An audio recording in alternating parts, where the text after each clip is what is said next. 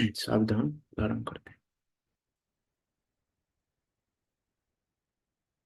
जय श्री ओम नमः सिद्धेभ्य। नमो अरिहंताण, नमो सिद्धाणं, नमो आयरियाणं, नमो उवजायाणं, नमो लोए सबिसाहुणम्।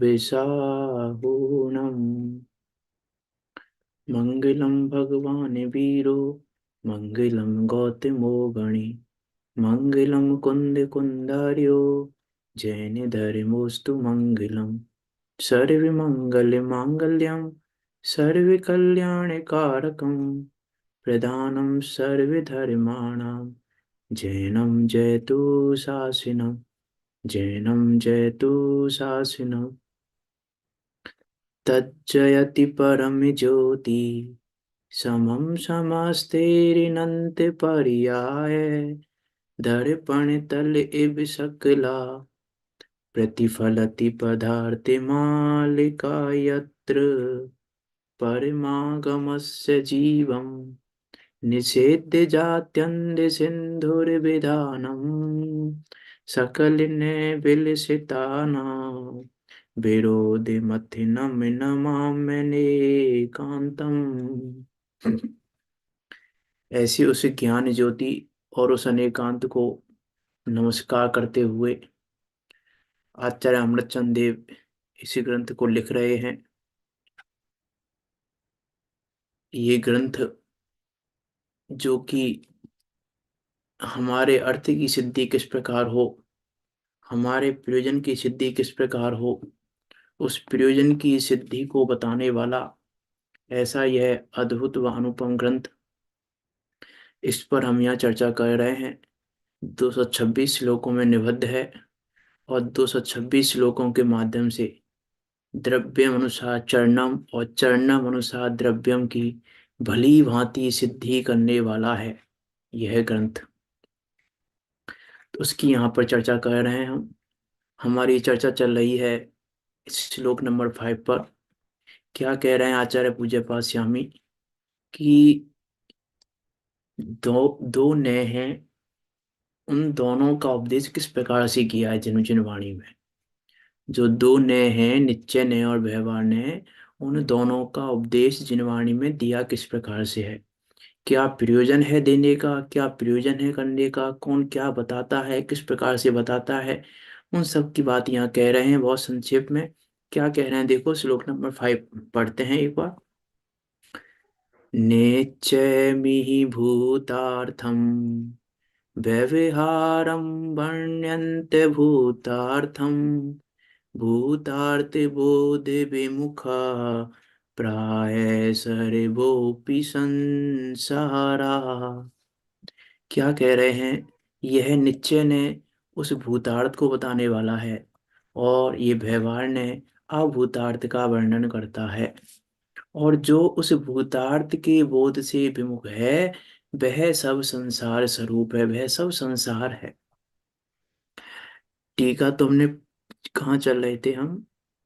हाँ, तो यहाँ पर क्या भूतकर हमने देखा था, भूतार्थ का अर्थ देखा था और अभूतार्थ का अर्थ देखा था कि वास्तव में भूतार्थ वही है जिससे अपने प्रयोजन की सिद्धि हो, और भूतार्थ वही है जिसमें जो हो वो उसी को प्ररूपित करे, वो उसी को प्रकाशित करे, अन्य किसी चीज को प्रकाशित ना करे, उसका नाम भूतार्थ है। और दूसरा अर्थ देखा था कि जिससे सभी प्रकार के प्रयोजनों की सिद्धि हो, उसका नाम भूतार्थ है। और अभूतार्थ की जो चीज विद्यमान नहीं है उसको विद्यमान कहना, उसका नाम है अभूतार्थ, उसका नाम है असत्यार्थ। वो चीज विद्यमान नहीं है लेकिन उसको कहता है कि है, जो नहीं है उसको है कहता है, यही उसका झूठापन है।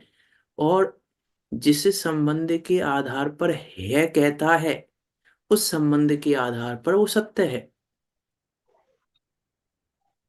व्यवहार ने सर्वथा असत्यार्थ नहीं है, व्यवहार ने शुद्ध न के सामने असत्यार्थ है, निश्चय न के सामने असत्यार्थ है। जिस संबंध से वो बात कर रहा है उस संबंध के आधार पर वो सत्य है, उस सत्य से मना नहीं कर रहा है।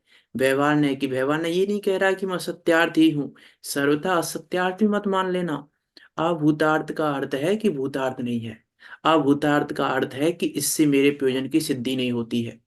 अभूतार्थ का इतना अर्थ है कि मेरे प्रयोजन की सिद्धि में कारणभूत नहीं है, मेरी प्रयोजन की सिद्धि कराने वाला नहीं है।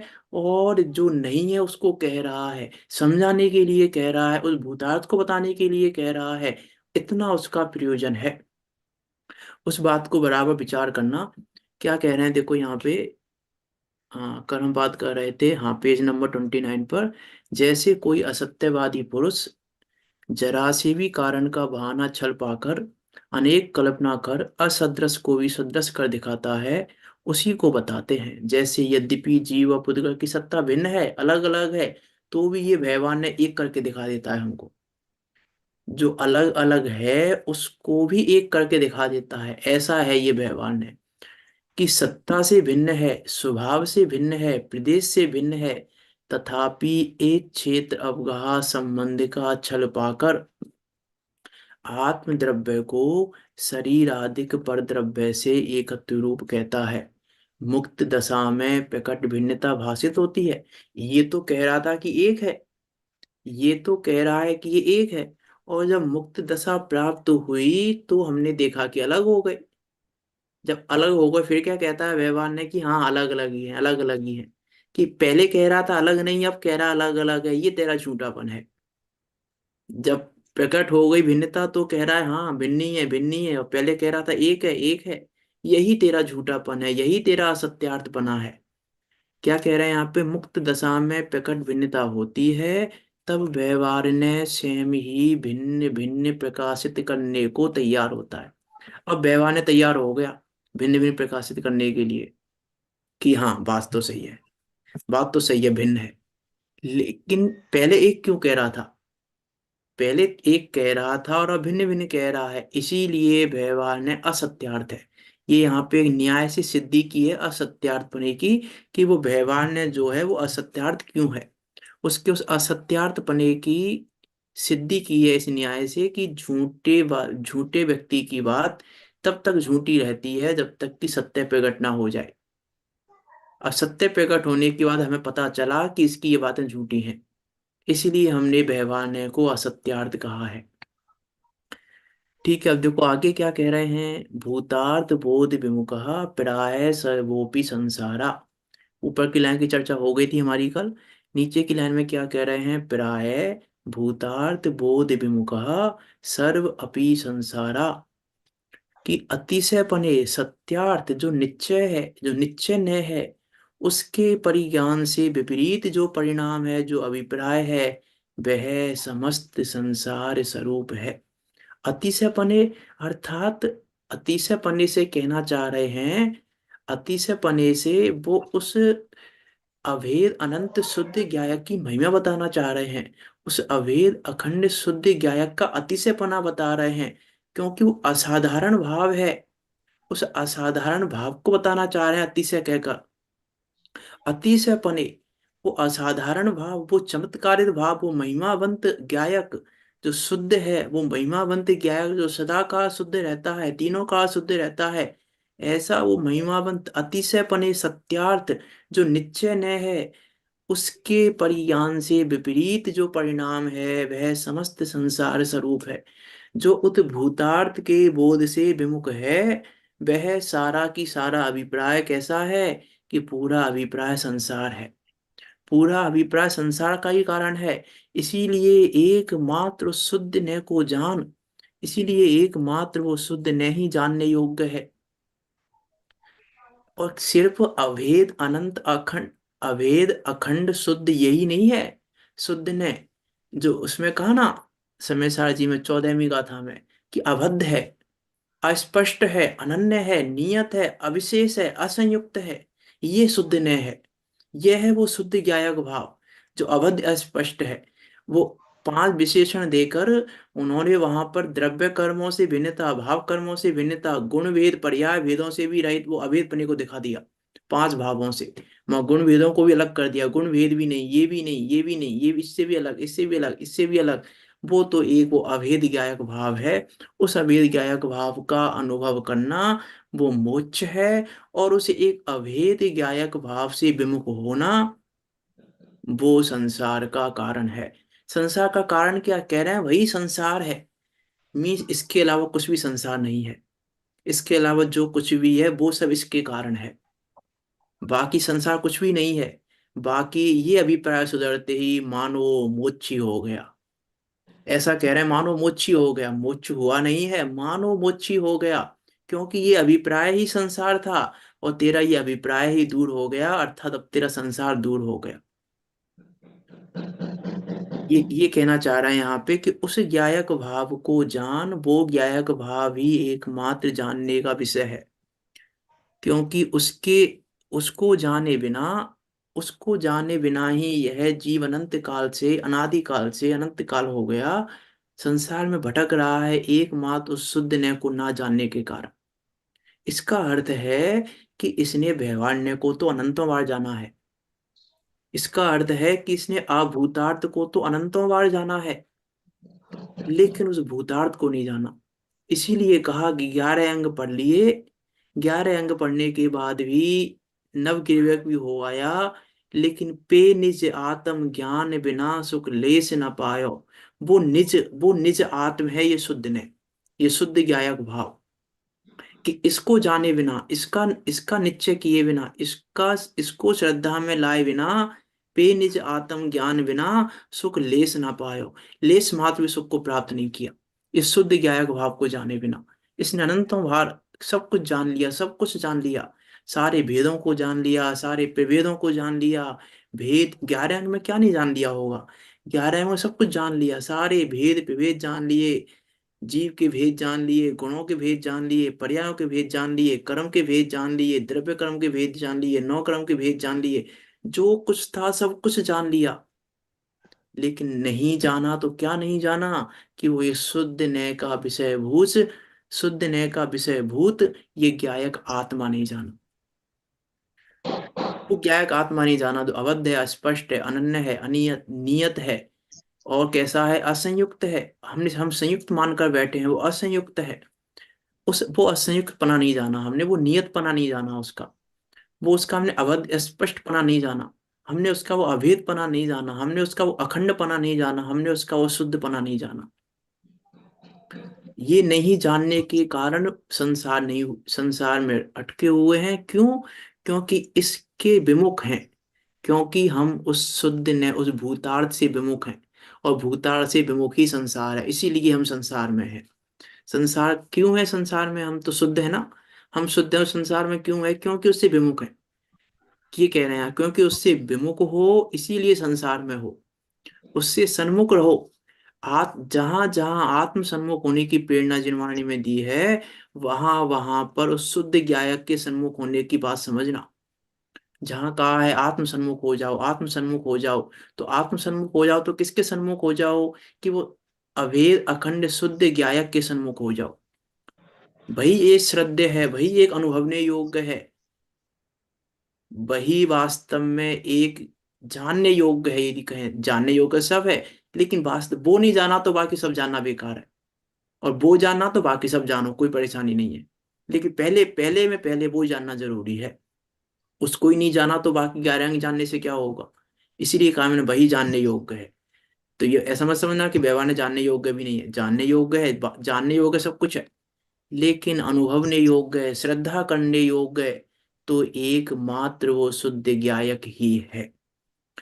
उससे विपरीत, उससे विमुख होते ही संसार चालू है। इसीलिए सम्यक दृष्टि जीव उस भूतार्थ के सन्मुख रहता हुआ बाकी जो कुछ भी करता है, तो इसलिए कहा कि उसको बंद नहीं होता। वो प्रवृत्ति कर रहा है, फिर भी कह रहे हैं कि बंद नहीं हो रहा। क्यों नहीं हो रहा है बंद? क्योंकि मोक्ष को लेके बैठा है, अर्थात भूतार्थ के सन्मुख बैठा है, अर्थात भूतार्थ से विमुख नहीं है, इसलिए संसार नहीं है उसको, इसलिए उसको बंध नहीं है संसार का। क्योंकि वो भूतार्थ के सन्मुख है, उस भूतार्थ से विमुख नहीं हुआ है, उस शुद्ध ज्ञायक के सन्मुख ही रह रहा है, उस शुद्ध ज्ञायक के सन्मुख रहते रह रहा है। इसलिए बाकी किसी कारण से कह दिया कि इसको बंदी नहीं होता। इसीलिए कह और फिर दिया कि भोग भी निजरा के कारण है। क्यों है निजरा के कारण? क्योंकि सन्मुख रह रहा है। सन्मुख रह रहा है, इसीलिए कह दिया कि भोग भोगते हुए भी निर्जरा निर्जरा हो रही है, क्योंकि सन्मुख रह रहा है। वो सन्मुखता निर्जरा का कारण है, भोग निर्जरा के कारण नहीं है। वो भूतार्थ के सन्मुख पना वो निर्जरा का कारण है। वो भूतार्थ के सन्मुख पना वो संवर का कारण है। वो भूतार्थ का सन्मुख पना वही मोक्ष का कारण है, और दूसरा कोई मोक्ष का कारण नहीं है। जहां भी देखो संवर अधिकार में भी आचार्य देव में लिखा शुद्ध आत्मा की प्राप्ति, शुद्ध आत्मा की अनुभूति, वो शुद्ध शुद्ध शुद्ध की ही प्राप्ति करा रहे हैं। पूरे समय सार में वो शुद्ध आत्मा की ही अनुभूति कराई है, और शुद्ध ज्ञायक भाव की ही अनुभूति कराई है, और शुद्ध नय के विषय भूत वस्तु की ही अनुभूति कराई है। भेदों की अनुभूति नहीं कराई है। द्रव्य कर्म नौ कर्म भाव कर्मों की से भिन्नता अनुभूत कराया है, और भेदों से भी भेदों की बात नहीं की है। इसलिए स्टार्टिंग में ही गाथा का प्रारंभ कहाँ से हुआ? 13वीं गाथा से ग्रंथ का प्रारंभ, और 14वीं गाथा ही अवधि स्पष्ट वाली दे दी कि देखो ऐसा है वो आत्मा, ऐसा है वो वस्तु स्वरूप। उस वस्तु स्वरूप को नहीं जानने के कारण ही यह जीव संसार में रुड़ रहा है। क्योंकि उस वो जो शुद्ध नय का विषय भूत है, वो शुद्ध नय का विषय कैसा है कि वो पारिणामिक भाव है। वो पारिणामिक भाव भी कहो उसको भी, सब वो पारिणामिक भाव है। वो शुद्ध ज्ञायक भाव जो है वो पारिणामिक भाव है। अब उसको नहीं जानते, बाकी सब जाना तो क्या जाना। बाकी सब जानने से कार्य की सिद्धि नहीं हुई, और उसको जान लेने पर बाकी कुछ जाना हो या नहीं जाना हो तो भी कोई फर्क नहीं पड़ता। तो भी कहीं कोई फर्क नहीं पड़ रहा है, कैसा भी फर्क नहीं पड़ रहा है, किसी प्रकार से फर्क नहीं पड़ रहा है। इसीलिए यहाँ कह रहे हैं कि उसका अनुभव कर, उससे विमुख मत हो। आचार्य अमरचंद देव ने भी लिखा ना कि हे जगत के प्राणियों, उस स्वभाव का अनुभव करो, उस सम्यक स्वभाव का अनुभव करो। कैसा? ये 14वीं कथा के बाद कलश है, कौन सा 11 नंबर का 12 नंबर का जो भी है, कि हे जगत के प्राणियों, उस स्वभाव का अनुभव करो जो ऊपर बता रहे हैं आचार्य कुंद देव। जो शुद्ध नय का स्वभाव है, उस शुद्ध नय के स्वभाव का अनुभव करो, कि जहां ये बद्ध स्पष्ट आदि भाव उस स्वभाव के ऊपर ऊपर तैरते हैं, प्रवेश ही नहीं करते हैं, प्रतिष्ठा ही नहीं पाते हैं। क्योंकि वह स्वभाव तो सदा का नित्य है, एक रूप है। और ये अनित्य भाव, ये तो सब द्रव्य स्वभाव में प्रवेश ही नहीं करते, ऊपर ही ऊपर रहते हैं। ये शुद्ध अच्छा। अवस्था सर्व अवस्थाओं में जो प्रकाशमान है, ऐसे शुद्ध स्वभाव का मोह रहित होकर जगत अनुभव करे। क्योंकि मोह कर्म के उदय से उत्पन्न मिथ्यात्व रूपी अज्ञान जहां तक रहता है, वहां तक ये अनुभव यथार्थ नहीं होता। और ये अनुभव यथार्थ होने पर अज्ञान नहीं रहता। ये अनुभव यथार्थ होने पर अब कुछ करना ही बाकी नहीं रहा, ये मानो कुछ जानना ही बाकी नहीं रहा, कुछ श्रद्धे ही बाकी नहीं रहा। श्रद्धे श्रद्धे ने योग है, सब कुछ श्रद्धा कर ली उस शुद्ध ज्ञायक भाव की श्रद्धा करने पर। इसलिए यहाँ कह रहे हैं प्राय भूतार्थ बोध विमुखः सर्वे अपि संसारा। इस आत्मा का परिणाम निश्चय न के श्रद्धान से विमुख होकर, अब जब यह जीव निश्चय न के उस भूतार्थ के श्रद्धान से विमुख होता है, तो भूतार्थ के श्रद्धान से विमुख होने पर शरीर आदिक पर द्रव्यों के साथ एकत्व श्रद्धान रूप होकर प्रवर्तन करे, उसी का नाम संसार है। तो ये क्या करता है? फिर ये एकत्व करता है। फिर ये एकत्व करता है, नौ कर्मों में एकत्व करता है, द्रव्य कर्मों में एकत्व करता है, भाव कर्मों में एकत्व करता है, भेद पने में एकत्व करता है। फिर ये एकत्व एकत्व करता जाता है। तो विमुख होकर शरीर आदि पर द्रव्यों के साथ एकत्व श्रद्धान रूप होकर प्रवर्तन करे, उसी का नाम संसार है। यही एकत्व ममत्व कर्तृत्व भोक्तृत्व ही तो संसार का कारण है।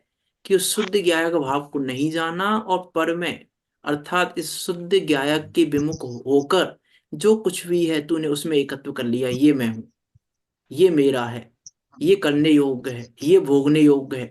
इसको तो देखा ही नहीं। इसको छोड़ के तूने इससे विमुख हो गया। क्या कह रहे हैं यहाँ? इससे विमुख होकर, इस शुद्ध ज्ञायक भाव से विमुख होकर तूने बाहर में एकत्व मान लिया, ये मैं हूं, ये मेरा है, ये करने योग्य है, ये भोगने योग्य है। जबकि ये एक मेरा, ये मैं हूं, ये शुद्ध ज्ञायक मैं हूं, ये ही मेरा है, यही करने योग्य है, यही भोगने योग्य है। वो एकत्व कर ममत्व कर्तृत्व भोक्तृत्व जो यहाँ होना चाहिए था वो यहाँ से विमुख होकर बाहर हो गया। इसीलिए वो एकत्व ममत्व कर्तृत्व भोक्तृत्व भी संसार का कारण है। इससे जुदा संसार नाम का कोई पदार्थ नहीं है। इससे जुदा कोई संसार नाम की चीज ही नहीं है इस जगत में। संसार किसका नाम है? तीन लोग का नाम संसार है। स्त्री पुत्र आदि का नाम संसार है। पैसा आदि का नाम संसार है। परिग्रह आदि का नाम संसार है। इस शरीर का नाम संसार है कि नहीं? ये संसार संयम। नहीं है। ये संसार नहीं है। संसार क्या है? संसार है भाग्य। वो अब मिथ्या अभिप्राय। संसार है वो भूतार्थ से विमुख अभिप्राय। कह रही ये तो विश्व के पार्ट हैं, इनके समूह को तो विश्व कहते हैं। इस शरीर पुद्गल है, इसके समूह को तो विश्व, ये तो विश्व का एक पार्ट है। ये विश्व है, संसार नहीं है। ये जो कुछ दिख रहा है आपको, आपको लग रहा है स्त्री पुत्र संसार है, पैसा संसार है, परिग्रह संसार है, शरीर संसार है, ये सब है पुद्गल का खेल। ये तो पुद्गल है ना, और पुद्गल तो विश्व का पार्ट है, विश्व है ये तो। संसार क्या है? ये संसार तो वो एक मिथ्या अभिप्राय है। इसलिए वो मिथ्या अभिप्राय को दूर किए बिना संसार दूर नहीं होता। नहीं हो सकता। हाँ, इसलिए यहाँ कहना कि वो मिथ्या अभिप्राय है, उसके बिना जो कुछ भी है वो सब मिथ्या अभिप्राय है। इसलिए भेद ज्ञान कैसे करना? कि भेद ज्ञान ऐसे करना कि ये शुद्ध ज्ञायक भाव मैं हूं और इसके अलावा बाकी सब पर है। यह है स्व पर का भेद विज्ञान। यह है वो भेद विज्ञान का साबुन। पंडित बनारसी दास जी ने लिखा ना, भेद ज्ञान क्या लिखा? भेद ज्ञान साबु भयो, धोवे निर्मल नीर। वो वो निर्मल है। क्या निर्मल है? वो ज्ञायक भाव, वो शुद्ध नय का विषय भूत, वो भेद ज्ञान साबु भयो समरस निर्मल नीर, धोवी अंतर आत्मा, धोवे निज गुण चीर। कि अब वो क्या धो रहा है? कि वो सब कुछ धो रहा है, सारे भेदों को धो रहा है भेद ज्ञान में। उस अभेद को देख रहा है, उस अभेद को देख रहा है, उस निर्मल को देख, उस निर्मल नीर को देख रहा है जो शुद्ध है सदाकाल। उस भेद ज्ञान रूपी साबुन से उस निर्मल नीर को देख रहा है। इससे जुदा संसार नाम का कोई पदार्थ नहीं है। इसीलिए जो जीव संसार से मुक्त होने के इच्छुक हैं, क्या कह रहे हैं? अब जिनको संसार से मुक्ति चाहिए हो, जिनको संसार से मुक्त होना हो, वो क्या करें? कि एक उस अभेद अखंड शुद्ध ज्ञायक को जानो। देखो यहाँ कह ही रहे हैं, मुक्त होने के इच्छुक हैं, उन्हें शुद्ध ने के सन्मुख रहना योग्य है। शुद्ध नय के विमुख रहने पर मुक्ति की प्राप्ति संभव नहीं है। जिनको जो इच्छा है जिनको मुक्त होने की, तो एक ही काम है करने योग्य है कि शुद्ध नय के सन्मुख रहो। उस शुद्ध न्याय के विषय भूत उस शुद्ध ज्ञायक भाव के सन्मुख रहो। बाकी इसको, उससे च्युत हुए तो संसार मोक्ष से च्युत हो गए, तो संसार में गिर गए, और उसमें रहे तो संसार से उबर गए। इसलिए यहाँ कह रहे हैं उसका नाम संसार है, कि वो नहीं है तो मोक्ष है, और वो है तो संसार है। इसलिए उद्भूतार्थ के ही सन्मुख, उस शुद्ध न्याय के सन्मुख रहना योग्य है। उस शुद्ध न्याय के सन्मुख कैसे रहें? तो शुद्ध न्याय का एग्जाम्पल दे रहे हैं समय सारजी जी की 11वीं गाथा की टीका से। वो शुद्ध न्याय के सन्मुख कैसे रहें? तो उसी को उदाहरण देकर समझाते हैं कि जिस प्रकार अनेक पुरुष कीचड़ के संयोग से जिसकी निर्मलता आच्छादित हो गई है, ऐसे गंदे जल को ही पीते हैं। अब वो जानते ही नहीं है बेचारे कि कुछ निर्मलता भी कुछ चीज है, कि जल तो सदाकाल निर्मल है। ये जल हमको गंदा दिखाई दे रहा है, लेकिन ये जल आज तक गंदा हुआ नहीं है। अरे, इस गंदगी की तो क्या सामर्थ्य कि ये इसको गंदा कर दे। ऐसे ही इन सब भावों की, इन विकार की भावों की, द्रव्य कर्म नवकर्म की तो बात ही क्या करें। इन विकारी आदि भावों की भी क्या सामर्थ्य जो मेरे उस गायक को अशुद्ध कर दें। ये नहीं जानता ये। जिस प्रकार और क्या करता है, गंदे जल को ही पीता है। ऐसे ही हम भी उस गंदे जल को ही पी रहे हैं। हम भी इसको अशुद्ध जानकर परिणमित हो रहे हैं कि अशुद्ध है, आत्मा तो अशुद्धि है, आत्मा तो रागी ही है, राग तो दूर करना पड़ेगा। आत्मा तो रागी ही है, हमने आत्मा को रागी माना, अर्थात हमने उसको अशुद्ध मान लिया। जिसकी निर्मलता आच्छादित हो गई है, ऐसे गंदे जल को ही पीते हैं। और कोई अब देखो, एक चीज और मैं यहाँ पे कह दूं, जो अशुद्ध है ना, अब यदि कोई ऐसा कह सकता है यहाँ पर एक प्रश्न कि यदि अशुद्ध है ही नहीं, यदि अशुद्ध है ही नहीं तो फिर दूर करने का उपाय क्यों करना। यदि अशुद्ध है ही नहीं तो, कि ज्ञान के विषय में ये अशुद्ध है, ज्ञान के विषय में ये अशुद्ध है, अशुद्धता इसकी स्वयं की है। अशुद्धता इसकी स्वयं की है, दूसरे की नहीं है वो अशुद्धता भी। निमित्त नैमित्तिक भाव से है बेशक, निमित्त नैमित्तिक भाव से है, लेकिन वो अशुद्धता इसकी है। लेकिन अशुद्ध रूप परिणमित होते हुए भी इसका गायक अशुद्ध रूप परिणमित नहीं हो रहा है। ये अतिशय पना है उसका गायक का, कि अशुद्ध रूप परिणमित हो रहा है ये। अशुद्ध रूप परिणमन हो रहा है, इसका स्वयं का परिणमन अशुद्ध रूप हो रहा है। लेकिन अशुद्ध रूप परिणमन होते हुए भी इसका गायक शुद्ध का शुद्ध रहा। इसका गायक, वो गायक आज तक अशुद्ध नहीं हुआ। परिणमन अशुद्ध हो रहा था, लेकिन फिर भी वो गायक शुद्ध का शुद्ध रहा, क्योंकि वो सदा का अशुद्ध है। तो वो अशुद्ध, अशुद्धता भी जानने के लिए है, इसीलिए जानना है उसको भी। क्योंकि देखो, निश्चय ने के तीन भेद और भी हैं, लेकिन श्रद्धा के विषय में निश्चय ने के भेद नहीं कहे हैं वो। है तो वो निश्चय ने के विषय, और निश्चय ने वस्तु जैसी है वैसी कहता है। तो अशुद्ध निश्चय ने अशुद्ध कह रहा है तो गलत नहीं कह रहा है, अशुद्ध है इसलिए कह रहा है। और इसीलिए हमको अशुद्धता दूर करनी है, अशुद्धता है। लेकिन अशुद्धता देखने पर अशुद्धता दूर नहीं होती, इसीलिए कहा श्रद्धा का विषय नहीं है। जो शुद्ध जाने आत्म को वह शुद्धता को प्राप्त हो, जो अशुद्ध जाने आत्म को वह अशुद्धता को ही प्राप्त होता है। इसीलिए वो अशुद्धता श्रद्धने योग्य तो नहीं है, जानने योग्य है। उसको जानकर उसको दूर करो, ये डॉक्टर साहब बराबर यहाँ ध्यान एक में प्रश्न, रखना। ऐसा यहाँ से निश्चय आवास मत ले लेना, नहीं यहाँ कि एक प्रश्न निश्चय उठता आवास ले है लेना, कि निश्चय आवास नहीं लेना है। अशुद्धता है, बराबर है अशुद्धता, अशुद्धता मुझ में ही है, लेकिन श्रद्धा का विषय नहीं है वो अशुद्धता। श्रद्धा में यदि हमने अशुद्धता ले ली तो संसार ही है, क्योंकि हम भूतार्थ से विमुख हो गए, शुद्ध गायक से विमुख हो गए। अशुद्धता जानो की है, जानने के लिए है अशुद्धता, और अशुद्ध का वो जानकर उस अशुद्धता को दूर करने का प्रयास करो। उपाय करो, किन उपायों से अशुद्धता दूर हो सकती है। अभी कहेंगे वो अशुद्धता अभी उस शुद्ध गायक को जानने पर ही दूर होगी। इसलिए शुद्ध गायक की अनुभव करने योग्य है, शुद्ध गायक की जानने योग्य है, शुद्ध गायक की देखने योग्य है। क्या कह रहे हैं यहाँ पे देखो, ऐसे गंदे जल को ही पीते हैं। और कोई अपने हाथ से, अब कोई विवेकी पुरुष है, वो अपने हाथ से कतक फल निर्मली डालकर जो निर्मल करे, कीचड़ और जल को अलग अलग करते हैं। अब जो विवेकी पुरुष हैं, वो क्या करते हैं कि वो उसमें कतक फल डालते हैं, फिटकरी डालते हैं, और कीचड़ को और जल को अलग अलग करते हैं। वहां निर्मल जल का स्वभाव ऐसा प्रकट होता है जिसमें अपना पुरुषाकार प्रतिभासित होता है।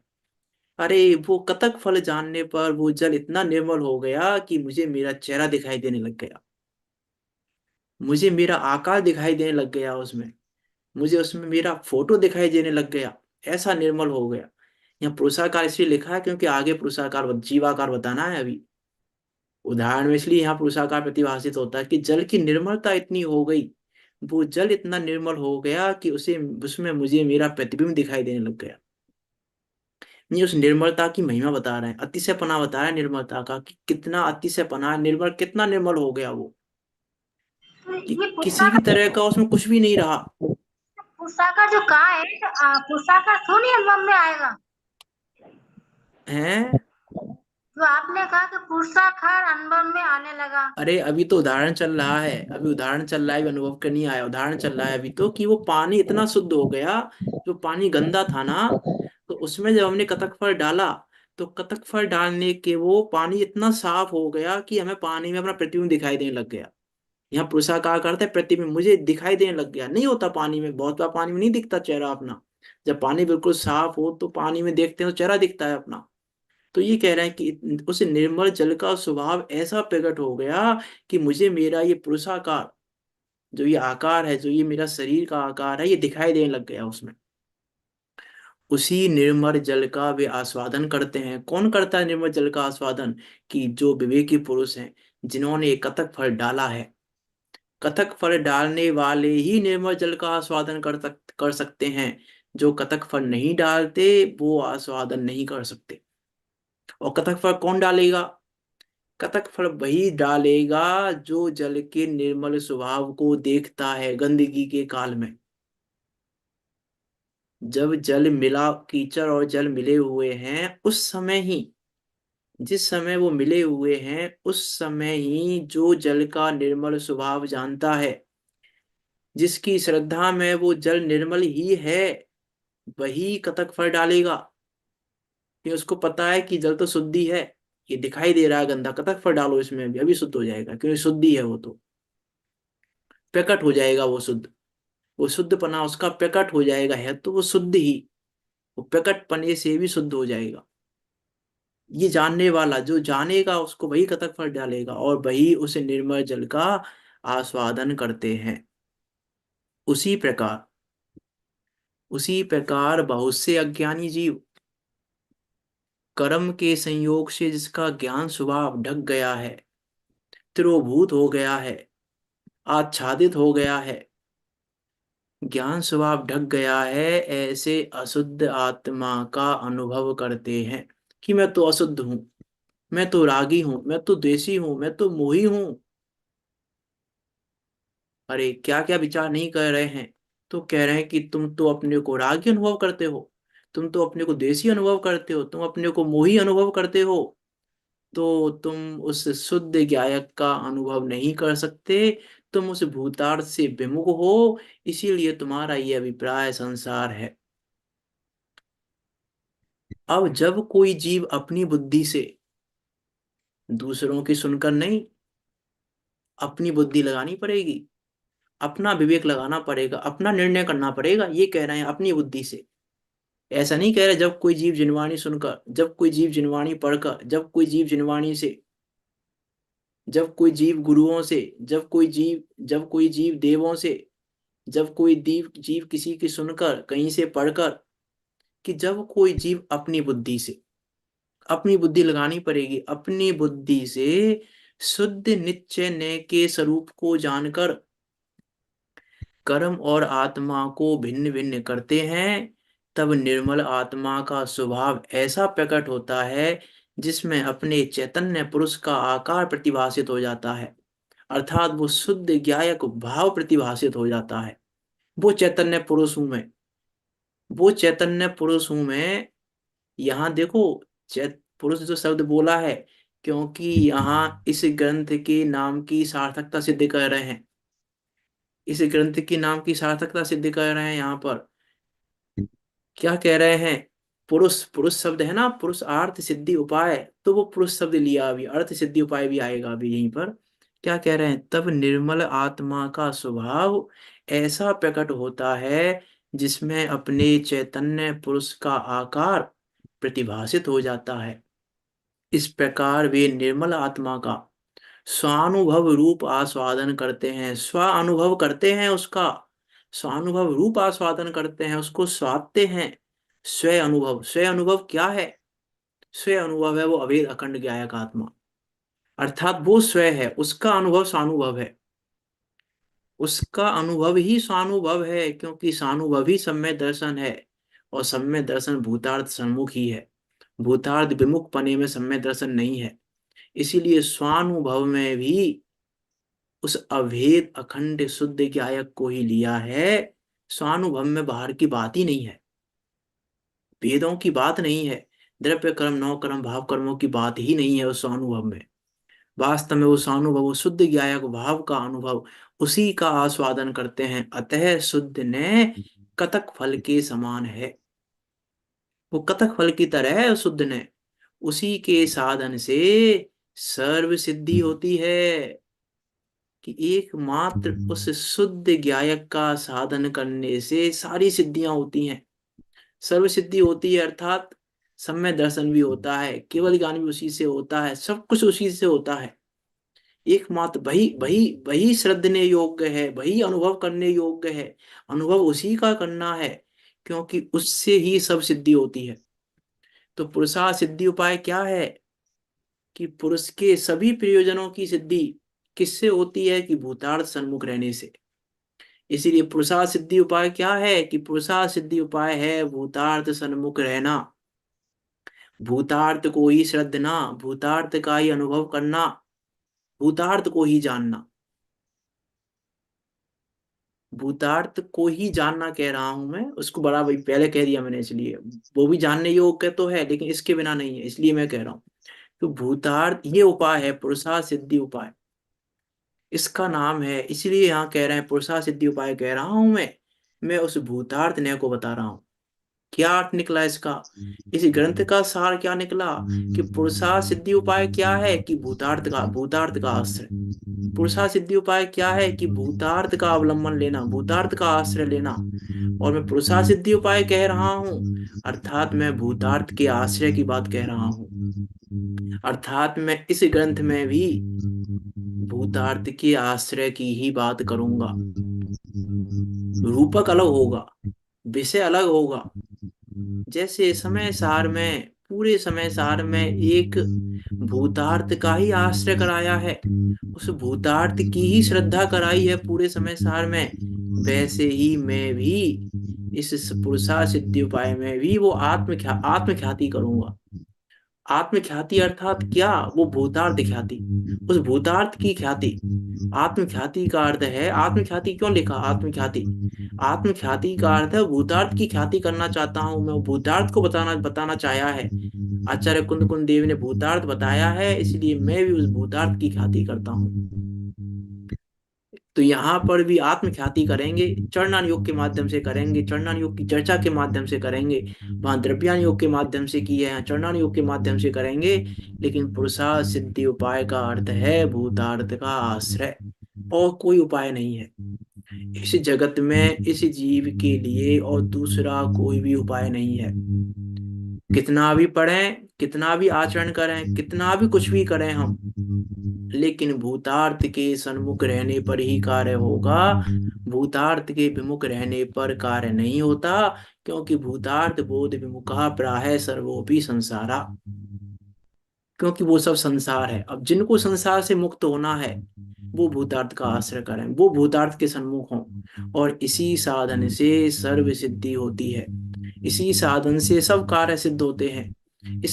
इस साधन से ही सारे प्रयोजन सिद्ध होते हैं। कि क्या सुखी होने का प्रयोजन है, तो सुखी होने की सिद्धि भी इसी से होगी। अर्थात भूतार्थ का आश्रय करने पर ही जीव सुखी होगा। भूतार्थ का आश्रय किए बिना यह जीव सुखी नहीं हो सकता। सर्व सिद्धि कह दी, सर्व सिद्धि होती है, सभी प्रकार की सिद्धि होती है। कि जितनी भी सिद्धियां होनी है, जो कुछ भी आपको चाहिए, कि क्या चाहिए आपको, जो भी चाहिए, जो भी चाहिए उसकी सिद्धि उस भूतार्थ के आश्रय से ही होगी। सुख चाहिए तो, सम्य दर्शन चाहिए तो, कि सम्य दर्शन के लिए क्या करें? कि भूतार्थ को देखो। कि केवल ज्ञान के लिए क्या करें? कि भूतार्थ को ही देखते रहो। और सुखी होने के लिए क्या करें? कि भूतार्थ को देखते रहो। और क्या करें? कि आपको जो जो भी आपका प्रयोजन है, उस प्रयोजन की सिद्धि एकमात्र उस भूतार्थ को श्रद्धने पर, भूतार्थ का अनुभव करने पर ही होगी। इसी भूतार्थ का ही अनुभव करो, उसी से सर्व सिद्धि होती है। अब यहाँ एक प्रश्न उत्पन्न होता है। क्या प्रश्न उत्पन्न होता है? कि जब सब सिद्धियां इस भूतार्थ से हो रही हैं, तो फिर आप भूतार्थ का उपदेश देते क्यों हो? जब तुम कह रहे हो कि सारी सिद्धियां इस भूतार्थ से ही हो जाएंगी, इस भूतार्थ को जानने पर, भूतार्थ की श्रद्धा करने पर, भूतार्थ का अनुभव करने पर जो सारी सिद्धियां हो रही हैं, जब मुझे मोक्ष मिल रहा है भूतार्थ से ही, तो अभूतार्थ का बता क्यों रहे हो तुम? जब ये अभूतार्थ संसार ही है तो बता क्यों रहे हो अभूतार्थ को, कह क्यों रहे हो अभूतार्थ को?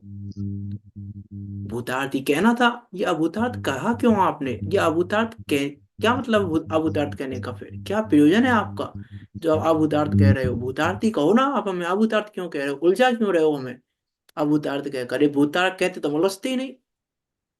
यदि आप एक भूतार्थ को ही कहते तो फिर उलझने की बात ही नहीं रहती, हम भूतार्थ को ही जानते, भूतार्थ को ही श्रद्धते। लेकिन परेशानी यह है कि 99% अभूतार्थ कहा है, 99% जिनवाणी अभूतार्थ है, अभूतार्थ कह रही है। और आप कह रहे हो कि अभूतार्थ ही संसार है।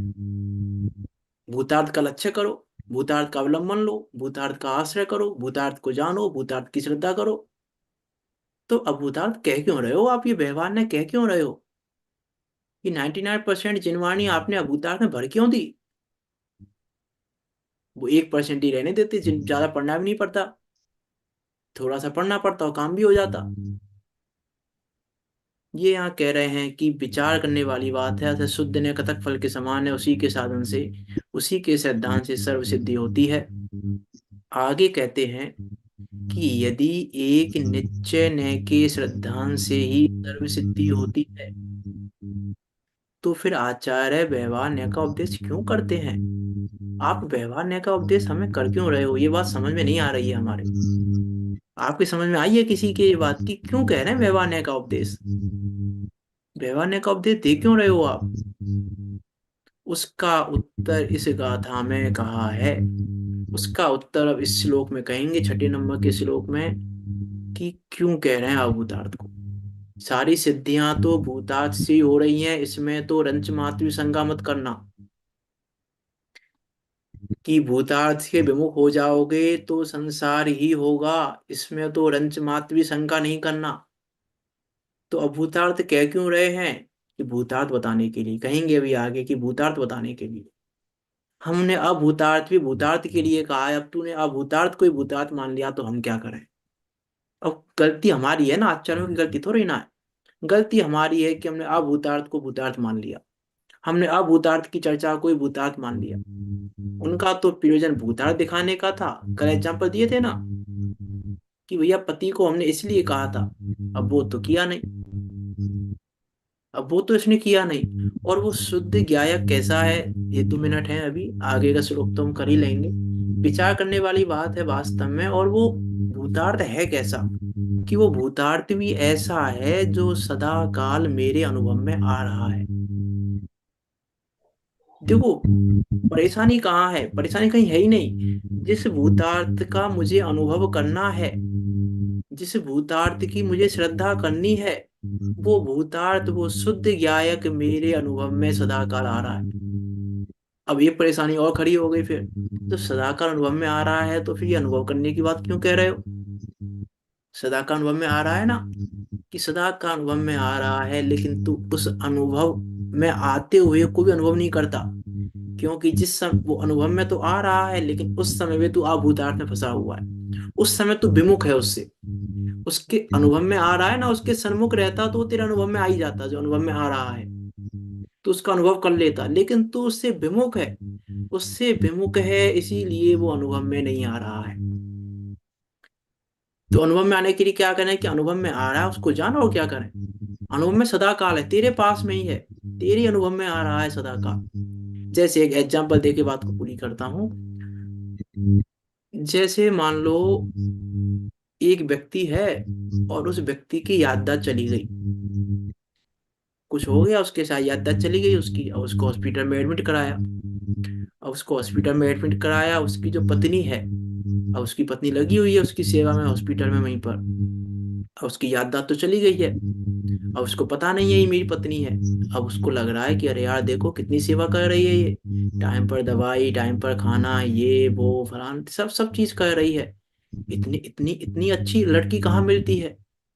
तो उसने एक दिन डरते डरते बोला उससे कि आपसे ये बात कहना चाह रहा हूँ कि क्या आप मुझसे शादी करोगे, क्या आप पत्नी बनोगी मेरी? अब वो रोने लग गई। अब वो रोने लग गई, अब सब आ गए। अब मैं बहुत बड़ा उदाहरण नहीं दे रहा, सब कुछ होने लग गया। अब कुछ दिनों बाद उसकी याददाश्त सही हो गई। और उसकी याददाश्त क्या हो गई, सही हो गई उसकी याददाश्त। तो एक दिन पत्नी ने पूछा उससे कि आपने उस दिन प्रपोजल दिया था मुझे कि मैं आपकी पत्नी बनने को तैयार हूं, तो क्या कहेगा वो, क्या कहेगा? अरे वो पत्नी तो सदा काल अनुभव में आ रही थी, ये अनुभव नहीं कर रहा था। पत्नी तो उस समय भी थी, उस समय भी वो पत्नी ही थी, लेकिन ये पत्नी को पत्नी अनुभव नहीं कर रहा था। अब अनुभव करने के लिए क्या करना है, कि कुछ नहीं करना।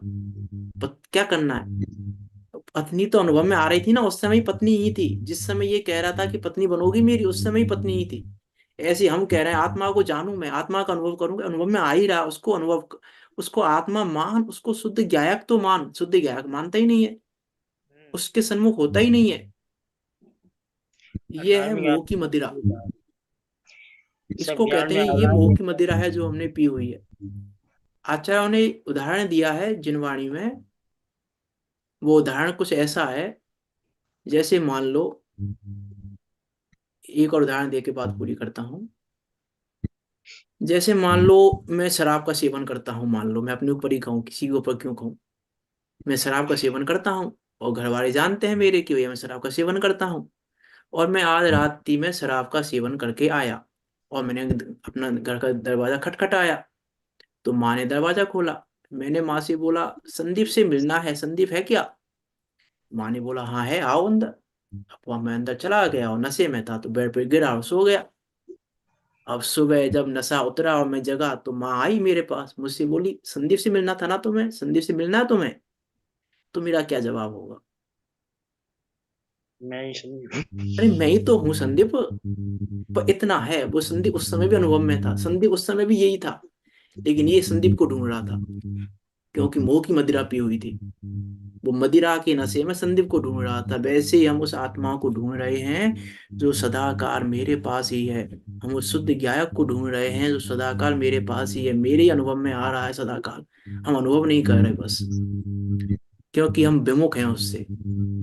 इसीलिए संसार है, उसके सन्मुख होने पर वो अनुभव में आता ही है, कि अनुभव में आ ही रहा है। अनुभव में आने के लिए कहीं से लाना कोई ना, अनुभव में आ ही रहा है, इसलिए अनुभव में आता है। वो अनुभव में आता ही इसीलिए है क्योंकि अनुभव में आ रहा है सदा का। इसीलिए कहा, वो लाइन है ना उसमें, आवाल आवाज गोपाल गोपाल के झांकता संग उसमें आत्म राम, आप हरे बताता हूँ। आवाल सभी गोपाल, सुलभ सबको चिन्मय अभिराम। अब यहाँ अभी हमने, हमारी बहुत सारी मान्यताएं हैं, इसलिए हमको लगता है कि ऐसा तो हो नहीं सकता। अरे हो सकता है। मैं देखो, ये शुद्ध ज्ञान का अनुभव करने पर, अब जैसे मैंने कहा ना अभी कि माँ ने कहा संदीप से मिलना है, तो अब मुझे क्या करना पड़ेगा उस संदीप को जानने के लिए, उस संदीप का अनुभव करने के लिए मुझे क्या करना पड़ेगा? कुछ पढ़ना पड़ेगा, कुछ आचरण करना पड़ेगा, कि क्या करना पड़ेगा? कि कुछ भी नहीं करना, कुछ भी चेंज नहीं हुआ मुझ में। मैं कल रात को आया था और अभी अभी सुबह, तो रात में और मुझ में कुछ भी तो चेंज नहीं दिख रहा है। कुछ भी चेंज नहीं दिख रहा है, बस वो नशा उतरा है, बस नशा था, वो नशा उतरा है बस। इसके अलावा चेंज क्या दिख रहा है? कुछ भी तो चेंज नहीं हुआ मुझ में। मेरा ज्ञान भी उतना ही है, मेरा आचरण भी वही है, मेरी हाइट भी वही है। क्या चेंज हुआ मुझ में? कुछ भी तो चेंज नहीं हुआ। लेकिन हम सम्यक दर्शन ढूंढने पर हमको लगता है कुछ तो चेंज होगा, हमको लगता है कुछ तो चेंज होना चाहिए। विचार करने वाली बात है, हमको भी क्या लगता है, यदि मैं आपसे कहूँ आपके घर पर कोई गाय आती हो, तो आपको उसको देख के क्या लगता है कि सम्यक दृष्टि हो सकती है कि नहीं? जो है, हो सकती है कि नहीं हो, सम्यक दर्शन ले लेगी ये नहीं कह रहा हूं मैं। सम्यक दर्शन हो सकती है, सम्यक दृष्टि हो सकती है कि नहीं, वो गाय जो आपके घर पर आ रही है डेली, कि अरे ये कैसे होगी, ये तो कुछ भी खा रही है। अब हमारी कल्पना देखो, सम्यक दृष्टि तो ऐसा नहीं खाना चाहिए सम्यक दृष्टि होने के बाद तो, क्योंकि हमने सुना है प्रथमान योग में कि शेर ने अनुव्रत ले लिए थे, हाथी ने अनुव्रत ले लिए थे, कि सबके अनुव्रत लेना जरूरी थोड़ी ना है। में इतनी व्यापक दृष्टि होगी तो फिर प्रेम भाव वो सब जीवों से होगा। जब जब हम शुद्ध गायक देखेंगे और सब में शुद्ध गायक देखेंगे, सबको शुद्ध गायक के बल से देखेंगे, तो वो प्रेम भाव जागृत होगा, तो वो वात्सल्य भाव जागृत होगा। आएगी वात्सल्य की चर्चा भी आएगी इसमें अभी, आगे आएगी अभी तो काफी। समय दर्शन अधिकार में विचार करना कि क्या कहने, क्या क्या है वास्तव में वो शुद्ध गायक। अपने को ही शुद्ध गायक मत देखो, बाकी सबको भी शुद्ध गायक ही देखो। बाकी सबको भी औदैहिक भावों से मत देखो, बाकी सबको भी छावसमी भावों से मत देखो, छावसम से मत नापो, और उदय से मत नापो, छह से मत नापो, उस शुद्ध गायक से ही नापो। शुद्ध गायक अपना भी देखो और उनका भी देखो। यह है भूतार्थपना। विचार करना, हम सब भी उस भूतार्थ को जानकर, उस भूतार्थ को, भूतार्थ का अनुभव करके, इस संसार का अभाव करके निकट काल में सिद्धों के बीच जाकर विराजमान हो। इसी मंगल भावना के साथ अभी की बात को यहाँ विराम देते हैं। कोई शंका हो आपकी तो पूछ सकते हैं, नहीं तो जिनवाणी स्तुति करते हैं। निज निधि निज में बताई, यह अनंत उपकार है, उसके लिए जिन वाणी माँ को वंदना सतवारे है। माँ वंदना सतवारे है।